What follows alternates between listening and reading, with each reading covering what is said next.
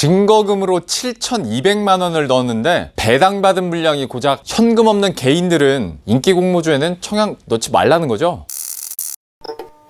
안녕하세요, 반갑습니다. 로앵커입니다. 카카오게임즈 공모주 청약과 관련해서 두 번째 영상이자 저도 청약을 신청하면서 느낀 점들, 또 많은 분들이 첫 번째 영상 그 댓글 통해서 얘기해 주셨던 부분들을 한번 썰을 풀어볼까 합니다. 일단 저도 경험 삼아 청약을 넣긴 했는데, 자기는 정작 청약 신청하지도 않으면서 청약이니 뭐니 영상 만든 것도 좀 웃기잖아요, 이상하고. 그러니까 저도 경험 삼아 한번 넣어봤는데, 일단 청약 증거금으로 7,200만 원을 넣고 6,000주를 신청했거든요. 9월 1일에 그래서 신청을 하면서 솔직히 속으로 그래도 한 대여섯 주는 받을 수 있지 않을까 생각을 했었거든요. 그런데 최종 청약 경쟁률을 봤더니 1524대 1, 청약 증거금만 58조 5천억 원이 모였습니다.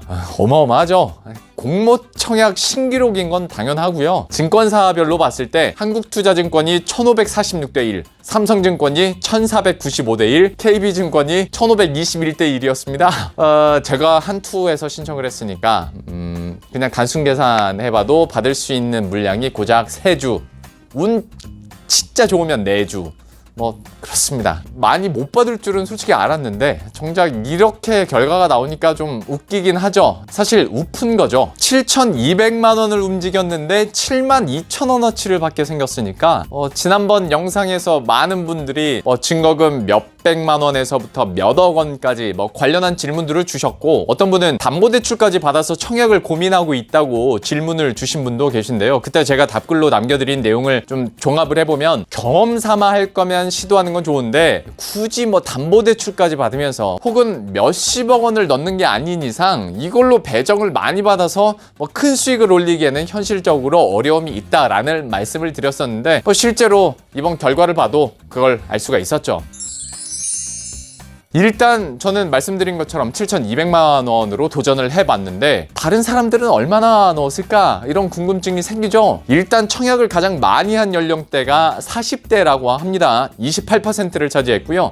그 다음이 50대로 24%, 그리고 그 다음이 30대로 역시 24%를 기록했고요. 요즘에 20대들도 진짜 주식에 관심이 많대요. 그래서 20대도 7%가 나왔습니다. 그런데 이 청약 금액으로 보면 순서가 좀 바뀌어요. 50대가 28%로 가장 많았고요. 그 뒤를 40대가 23%, 그리고 60대가 22%로 나타났습니다. 그리고 사실 우리가 더 궁금한 거, 1인당 청약 금액이 얼마나 될까 이건데요. 70대가 평균 3억 7천만 원으로 가장 많았다고 하고요. 60대가 평균 2억 8천만 원, 50대가 1억 9천만 원이었다고 합니다. 그러니까 딱 봐도 대부분 은퇴자금으로 좀 이번에 화끈하게 한번 땡겼을 가능성이 큰 거죠. 자, 그리고 또 한 가지, 10억 원 이상 청약한 고객이 몇 명이나 될까? 얼마 정도 될 것 같으세요?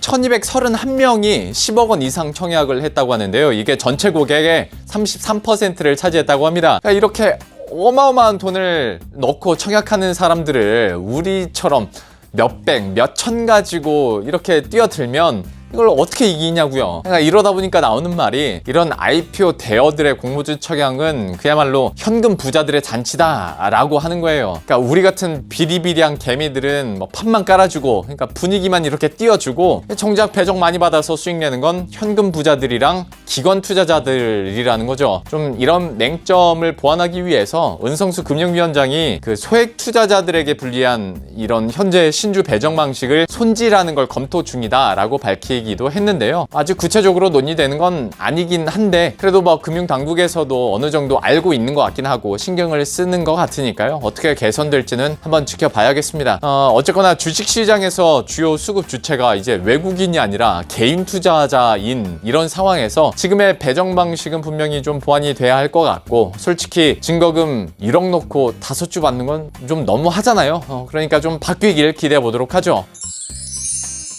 자, 이렇게 해서 IPO 대여 카카오게임즈 청약 방법부터 청약 이후의 후기와 또 문제점들까지 두 편에 걸쳐서 한번 영상을 만들어 봤는데요. 이 카카오게임즈 공모가 끝났다고 우리의 투자도 끝난 건 아니잖아요. 여기에서 멈출 순 없죠. 자, 여러분, 다음은 빅히트 엔터입니다. 방탄소년단 빌보드 핫백 1위 오르신 거 축하드리고요. 목표라는 그래미에서도 상을 탔으면 좋겠습니다. 또 공모가 희망밴드 상단으로 계산을 해봤을 때, 그러니까 가정인데요, 1인당 92억 원어치 스톡옵션 받으신 거 축하드리고요. 무엇보다 뒤에서 가장 크게 웃고 있을 방시혁 씨도 더블로 축하드립니다. 방 대표님 주식 평가 금액만 1조 6,700억 원이라면서요.